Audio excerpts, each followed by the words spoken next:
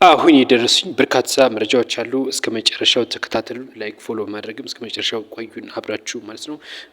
በርካታ ተማሪዎች ተቃውሞ እያቀረቡ ይገኛሉ፣ እንመለከተዋል። እንደዚሁም ደግሞ የአርባ ምንጭ ከተማ አስተዳደር የቀበሌ መታወቂያ እንደማይቀበል ይፋ አድርጓል፣ እንመለከተዋለን። እንደዚሁም ደግሞ በኢትዮጵያ የተከሰተው የማርበርግ ቫይረስ በ9 ሰዎች ላይ ምርመራ ተደርጎ አንድ ሰው ላይ ተገኝቷል፣ እሱን እንመለከተዋለን። እንደዚሁም ደግሞ የማሌዥያው ጠቅላይ ሚኒስትር ወደ ኢትዮጵያ ገብተዋል። እንደዚሁም በትግራይ ክልል ወደ 46 የሚጸጉ የትምህርት ተቋማት እንዲታገዱ መደረጉም መረጃው ደርሶናል። ከዚህ ጋር በተገናኘ ቢቢሲም በአማራ ክልል በነበረው ጦርነት በርካታ ሴቶች ወደ 2000 የሚጠጉ ሴቶች ጥቃት የመደፈር ጉዳት ደርሶባቸዋል የሚል መረጃ ይዞ ወጥቷል። እሱንም እንመለከታቸዋለን። እስከ መጨረሻው አብራችሁን ቆዩ። ዋና ዋና መረጃዎችን ላስቀድምላችሁ፣ ተከታተሉን። በተለያየ ቦታ የሚገኙ የዩኒቨርሲቲ ተማሪዎች ከፍተኛ ተቃውሞ እያደረጉ ይገኛሉ።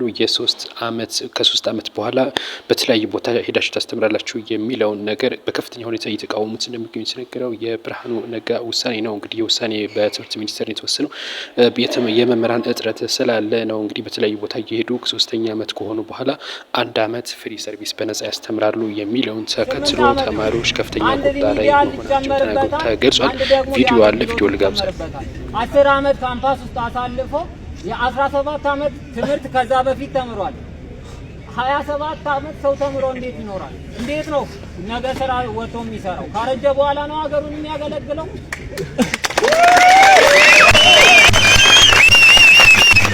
እኛ ሀገራችንን ማገልገል የምንፈልገው በወጣትነታችን ነው። እድሜያችን እያለ ጊዜያችን እያለ ኃይላችን እያለ ሀገራችንን በትጋት ማገልገል እንፈልጋለን። ቀጣይ መረጃችን የሚሆነው የአርባ ምንጭ ከተማ አስተዳደር ከዛሬ ጀምሮ የቀበሌ መታወቂያ እንደማይቀበል ይፋ አድርጓል። በአርባ ምንጭ ከተማ አስተዳደር የቀበሌ መታወቂያ እንደማይሰጥ እና እንደዚሁም እንደተሰረዘ ይፋ አድርጓል። ማንኛውም አገልግሎት በዲጂታል መታወቂያ እንደሚሆን ነው ይፋ ያደረገው። የከተማ አስተዳደሩ ምክር ቤት ነው ይህን ህግ ያጸደቀው ተብሏል። የከተማ አስተዳደሩ ይህንን ቢልም የብሔራዊ መረጃ መታወቂያ የዲጂታል መታወቂያ ማለት ነው የቀበሌ መታወቂያ እንደማይተካ የተለያዩ መረጃዎችም ሲጠቅሱ ነበር። ነገር ግን የአርባ ምንጭ ከተማ አስተዳደር ግን ይሄንን በመሻር በከተማው ማንኛውንም እንቅስቃሴ ወይም ደግሞ ማህበራዊ አገልግሎት ለማግኘት ዲጂታል መታወቂያ ግዴታ እንደሆነ ይፋ አድርጓል። ሌላኛው መረጃችን የሚሆነው ደግሞ የማርበርግ በሽታ ወይም ቫይረስ ይሆናል። ይህ ቫይረስ በጂንካ ከተማ ከተከሰተ በኋላ በተለያዩ ቦታዎች እንዳይሰራጭ ከፍተኛ ስጋት እየደቅኖ እንዳለ ነው እየተነገረ የሚገኘው። ከዚህ ጋር ተያይዞ ጤና ሚኒስቴር በዛሬው ዕለት መግለጫ ወጥቷል። በዛሬው ዕለት በተደረገላቸው 9 ምርመራ የላቦራቶሪ ምርመራ ማለት ነው አንድ ሰው ላይ መገኘቱም ይፋ ተደርጓል። አንዳንድ ምንጮች እንደዚሁም በአዲስ አበባና በጳውሎስ እንደዚሁ ተገኝቷል የሚል ቫይረሱ ምልክቶች ታይተዋል የሚል መረጃዎች እየወጡ ይገኛሉ። ነገር ግን ይህም በሽታ መጀመሪያ የተገኘው በጂንካ ሆስፒታል ነበር። በዛም እንግዲህ ሆስፒታል የሚሰሩ ባለሙያዎችና እንደዚሁም ደግሞ አንዳንድ የአስተዳደር አካላትም ህይወታቸው እንዳለፈ ጭምር መረጃው አድርሰናችሁ ነበር። አሁን ደግሞ እንደዚሁ 9 ተመርምረው አንድ ሰው ላይ መገኘቱ ትንሽ ስጋት እየፈጠረ እንደሚገኝ ነው። ይሄ በሽታ የሚተላለፈው ደግሞ በተለያዩ በእንስሳት ንክሻ አይጥን ጨምሮ በተለያዩ ነፍሳት ንክሻ እንደሚመጣ በሽታውም መድኃኒት እንደሌለው ነው የተነገረው።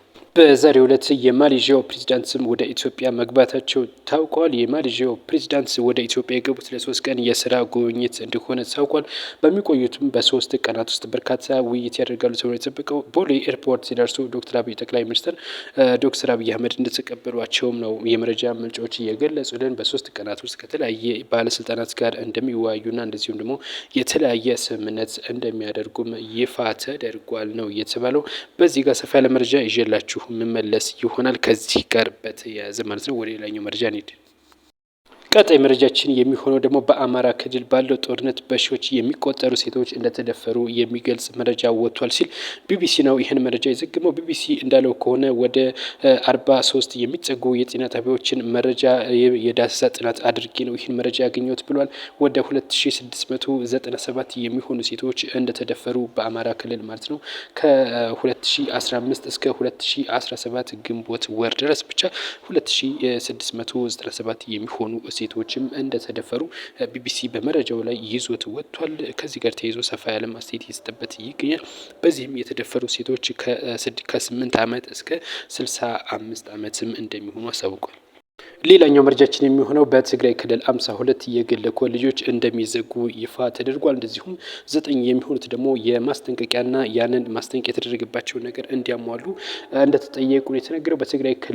በትግራይ ክልል የቴክኒክ እና የሙያ ስራ ፈጠራ ቢሮ በኮሌጆቹ ላይ እርምጃ እንደወሰደ አስታውቋል የተባለው። ወደ እነዚህ ኮሌጆች እንግዲህ እግድ የተጣለባቸው ኮሌጆች ማለት ነው ሙሉ ለሙሉ መታገዳቸው ነው የተነገረው። 52ቱ ኮሌጆች ማለት ነው። የቀሩት 9ኞቹ ደግሞ የጣለባቸውን ግዴታ ካሟሉ እንደሚከፈቱ ጊዜያዊ እግድ እንደተሰጣቸው ነው የክልሉ የትምህርትና ስልጠና ቢሮ እንደዚሁም የክልሉ የትምህርት ቢሮ ነው ይህንን መረጃ ይፋ ያደረጉት ነው የተባለው። በእግዱ ቅጣት ሲጣልባቸው 9 ደግሞ በአስቸኳይ እንዲያሟሉ የቀሩት 52ቱ ደግሞ የተማሪዎችን መረጃ በአስቸኳይ እንዲመልሱላቸው ነው የተነገረው። እንግዲህ ከፍለው ከሆነ ብሩ ይመለስ አይመለስ የተባለ ነገር የለም። ነገር ግን ማስረጃቸውን እንዲመልሱ አዟል።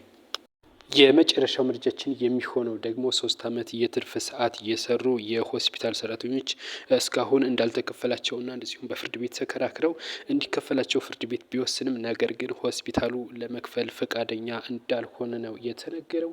እንግዲህ 3 ዓመት ተከራክረን ነበር ነው የሚሉት ባለሙያዎቹ። ነገር ግን ፍርድ ቤት የወሰነውን ውሳኔ እስካሁን ፖሊስ ሊያስፈጽምልን አልቻለም ሲሉ ገልጿል። በደቡብ ኢትዮጵያ ክልል ወላይታ ዞን ዲዳዬ ወረዳ ሀላሌ የመጀመሪያ ደረጃ ሆስፒታል ባለሙያዎች ናቸው ቅሬታ ያቀረቡት። 128 የጤና ባለሙያዎች እስካሁን ድረስ ወደ 3 ሚሊዮን ብር የሚገመት ብር ነበረ በፍርድ ቤት ያስወሰኑት። ምክንያቱም ብሩ ወደ 3 ሚሊዮን ነበር። እስካሁን ግን ሊከፍሏቸው ፈቃደኛ እንዳልሆኑ ገልጸዋል።